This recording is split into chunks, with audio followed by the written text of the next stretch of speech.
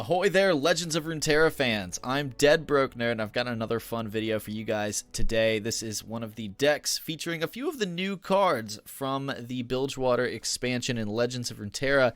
I'm not going to waste too much of your time. There's a lot of cool videos going around. I want you to be able to see as many of them as possible. I've got a lot of friends putting out a lot of great content, so definitely go and check out everybody you can. Support everyone in the community because there's so much cool stuff here.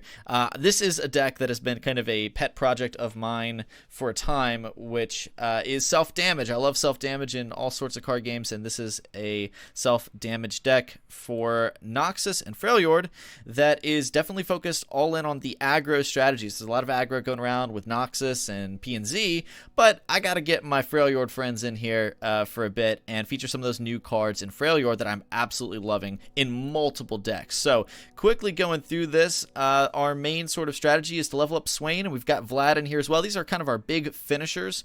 Both of them allow you to get a little bit of extra burst on the face, whether it be through Swain attacking with Fearsome or Vlad attacking and dealing some direct damage. They're also pretty beefy and fairly easy to level up as well, so you almost always can slam them with their leveled up abilities pretty handily. Obviously, we've got these Decimates. I'm starting at the top end because I feel like that kind of fleshes out the core concepts of the deck.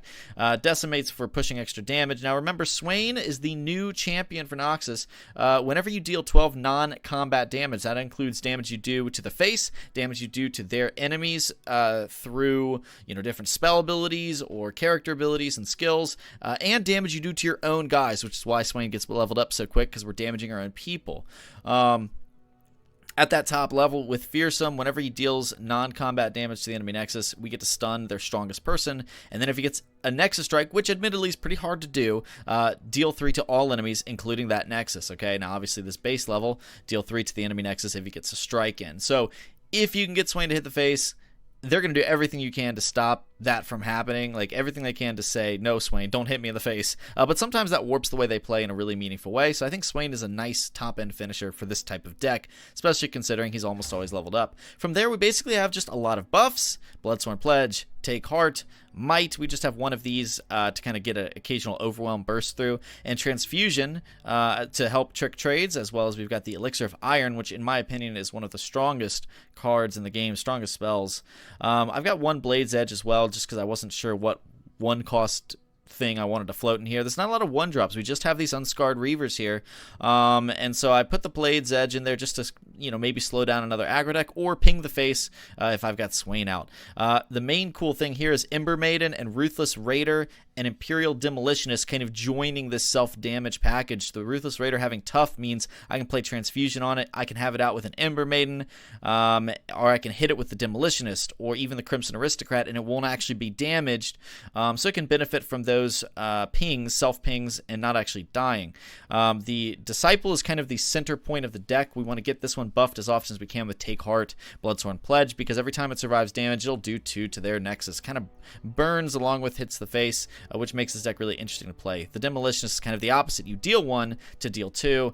This means you're charging Swain up by 3 every time you play this one. And then for a little bit of kind of last-minute burst as well, we have the Noxian Fervor. It deals 3 to an ally and deals 3 to anything. This can slow down another aggro deck. If you have a creature that's about to die, go ahead and play this, blow up your guy to blow up their healthier guy, let's say a Draven or something, or a Jinx. But it also will charge Swain up by 6 points, which is half of Swain's level up requirement. So basically, you play it pretty aggressively. You try to get your Disciples buffed up, push damage where you can, and honestly, it tends to do really nicely in the aggro mirror because of the ability of things like Ember Maiden, as well as all the bigger buffs that you have to soak up some of those trades, and while still bursting damage back with like the Disciple and the Demolition. So I hope you guys enjoy it. I know I have. I'm not saying this is super strong, but it is super fun. I've got a couple games attached and hope you enjoy them. Cheers, guys. I'll see you on the next one.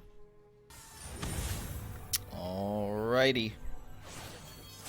Here we go, up against P&Z and Noxus. Alright. Looks like no champion, so presumably that means that they're pretty aggressive. We're going to keep in 1 elixir, maybe even 2 elixirs, honestly, the Crimson Disciple. We're first attack, so that's kind of crummy. Alright, we'll ditch these 2, keep 1 elixir. That's not great. Actually, Take Heart's pretty good. The Decimate's not. not helpful in this matchup. Oh, little buddy.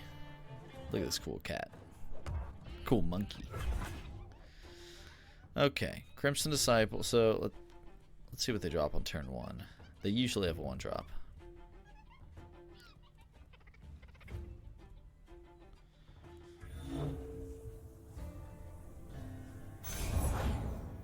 Legion Saboteur. Okay.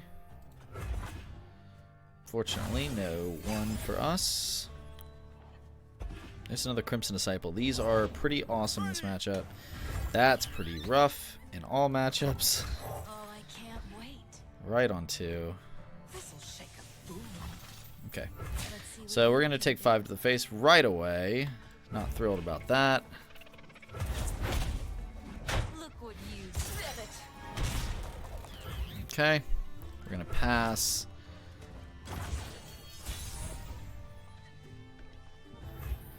Alright, so now we've got another Crimson Disciple, or do we want to go? We're gonna let's go Ruthless Raider. The winter's claw strikes. What I'm gonna do is attack with the Ruthless Raider, hopefully force a trade or a pass off the Trifarian and the other Trifarian. So I don't think they'll take this, but they might. I think it would be foolish if they took that trade. But they're taking it. That's great. Yeah. Awesome. Okay.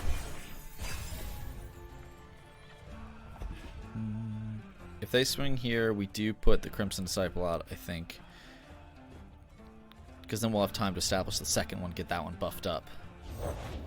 I'll try it. Oh, they've got one too. Okay, so that's fine. We're going to go Take Heart, Demolitionist. And we have, yeah, we've got the mana for that. For the Empire. There we go.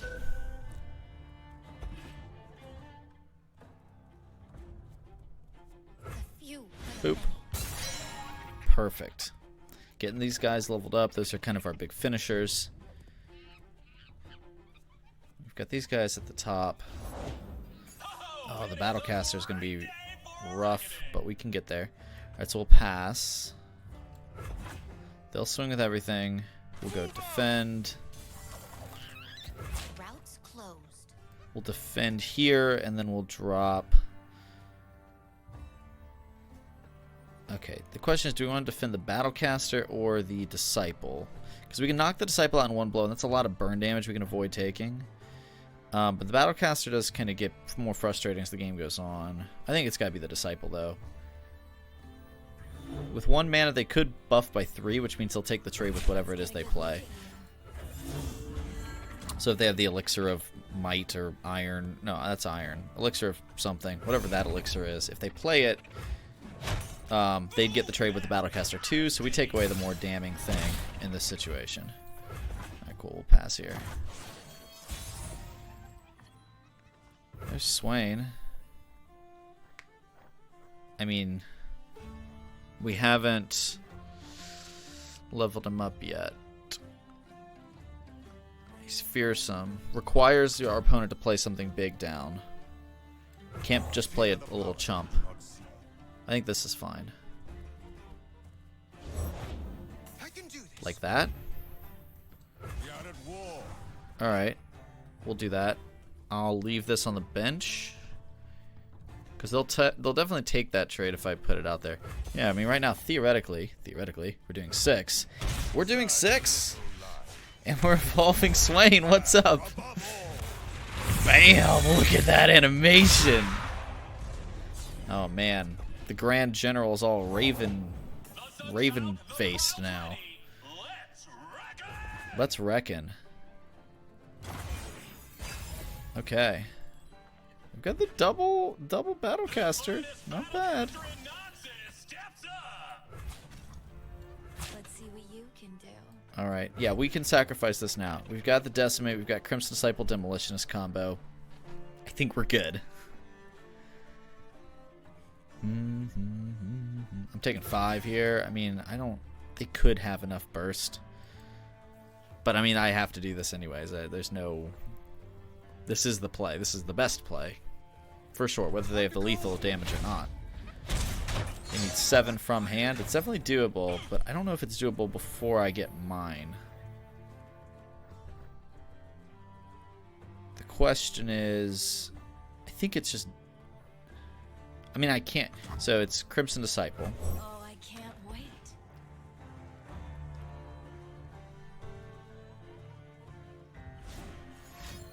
Is that a Decimate? That's a Decimate. Oh, I'm gonna be so mad. I'm gonna be so mad. This is gonna do 4 to them. If they have 3 damage, like with a Get Excited, I'm gonna be so upset.